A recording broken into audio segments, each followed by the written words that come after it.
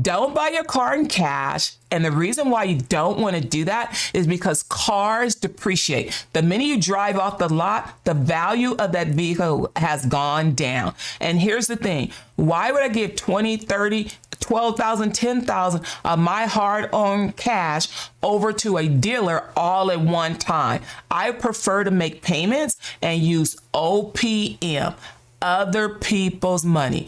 I know you might be thinking, Carla, interest rates are high. It's going to cost me more money. You're right. It is going to cost you more money. But I look at giving your cash away as opportunity cost. If I take $20,000 to buy a car that is depreciating, I could be missing out on taking that $20,000 to invest, taking that $20,000 to do something else with that is going to give me an opportunity to parlay my money even further. So I believe in O.P.M, other people's money. I'm going to pay them on time every time.